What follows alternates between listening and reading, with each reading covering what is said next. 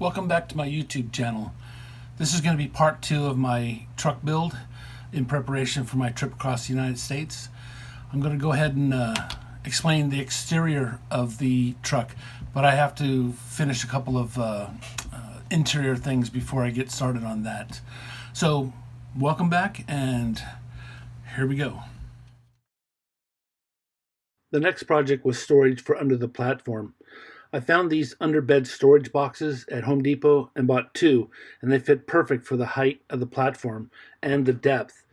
I added a paracord retrieval rope and a cheap clip for the back one, and the box next to it I built from scrap, and it stays in place by friction. I should also mention the tailgate is padded with some rubber matting that I found at Home Depot as well, and it's just attached with sheet metal screws and washers.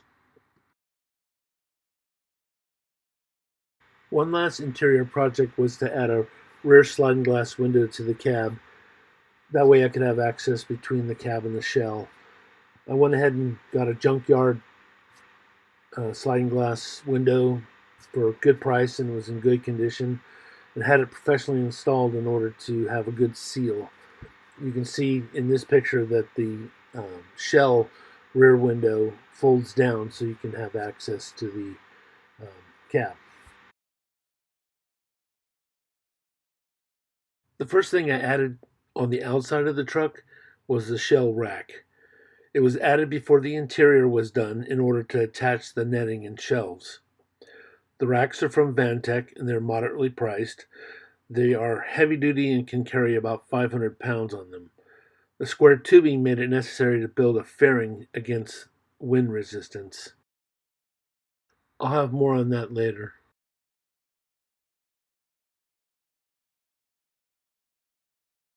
Easily the most expensive part of the build were the tires. I want to have tires that can handle off-road boondocking as well as the highway. And it doesn't hurt if they look cool too. I bought 31 1050 R15 tires to fit my existing wheels, and these are the largest I could get without lifting the truck. My next build is the solar shower on the side of my truck. Here's the design, and here's the finished product. Now I have a lot of pictures that'll depict the various stages of building this, so bear with me and I'll go through it with you.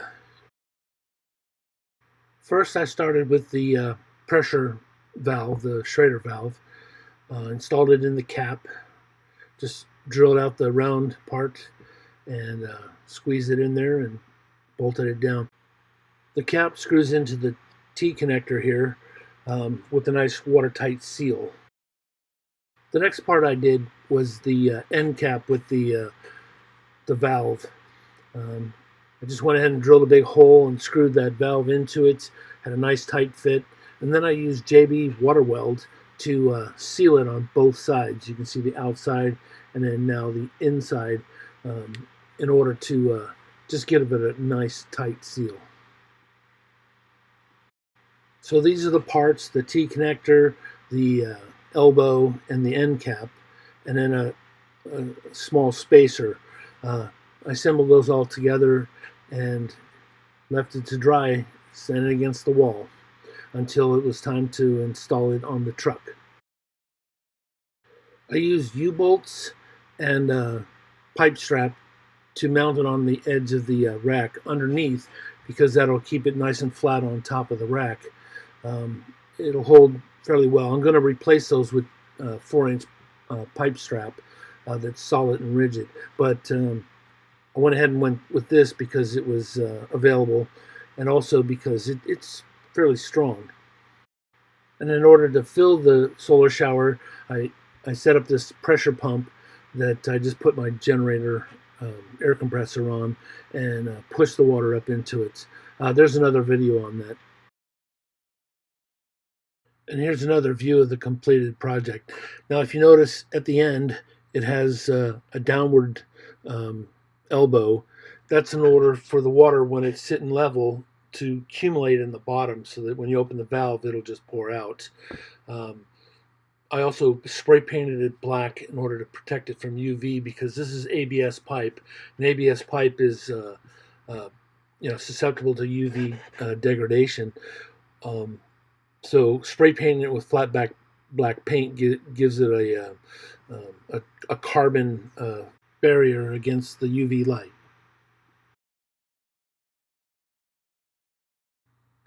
This is my first design for an awning, so I can have some shade from or some rain cover while outside of the vehicle.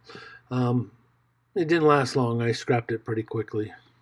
But I should note that the design is handy since it's the exact same width as the next design I built on the back of the truck.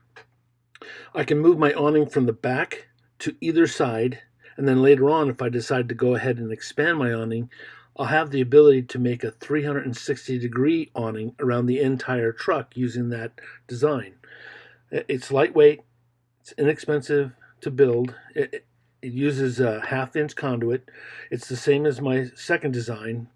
I could also add it to use as a hanger for a shower stall or even a movie screen support for my projector. So I decided to add it to this video. In the final design, it occurred to me that I didn't need the rack to nest my awning, but three-quarter inch conduit would work, and I could build on the telescoping design. Most people are using a fold-out awning design, but that was way too complicated for me. Nesting it would be perfect, and I can just pull it out. Here you can see my first attempts at covering the frame, and then this is a picture of the actual design I went with. I bought a cheap tarp from Harbor Freight. I folded it where I needed it to fit within the frame, and then I bought these bungee ball bungees, they're called, and put new grommet holes in and fitted it to the frame perfectly. And as you can see on the back of this, it rolls right up onto the frame, and the excess that I have in the back just wraps around it and covers it up perfectly. To mount the nesting frame, I used my old design for the solar shower with the straps, but I decided to go ahead and upgrade that to rigid straps in order to give it a good firm mounting. And it also would form the basis for expanding that rack out into a foundation to tie down things. Here's a design drawing for my next project. I didn't know exactly what to call this, but essentially it's a tie down area for the top of the truck. I can lay things across that and fasten it to these sidebars. So it's not quite a basket, but it is a tie-down rack.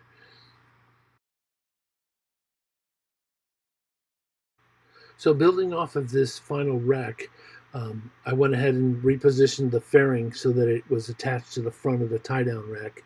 I used some 3/4 inch conduit strap, mounted it to the existing bars that were on the fairing that I made. I made the fairing out of plywood, thin plywood, and coated it, made it waterproof, colored it black, and called it good.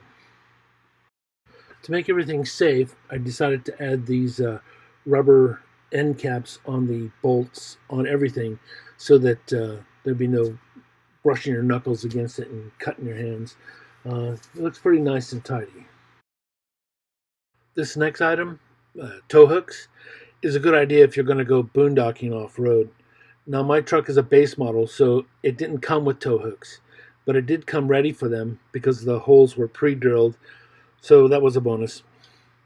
I bought these off of eBay for a pretty good price. They were used and they were a little bit rusted. So I prepared them and I went ahead and wire brushed them, scraped them off, all the rust, and then sprayed them down with Rust-Oleum to give it a good coating. And then I went ahead and installed them. One bonus that I found out while I was under there was that the truck is already pre-wired for fog lamps.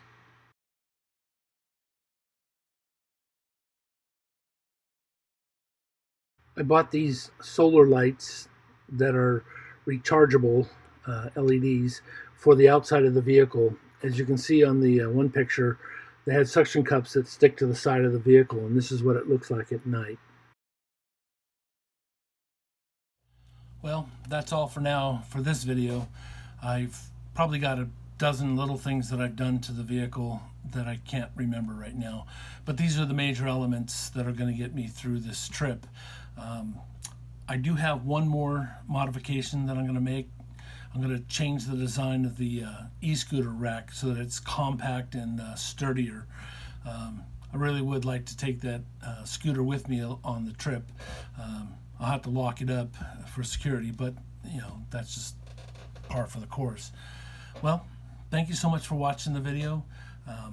Please like and subscribe. That's kind of like a common thing everybody says, but it really does help.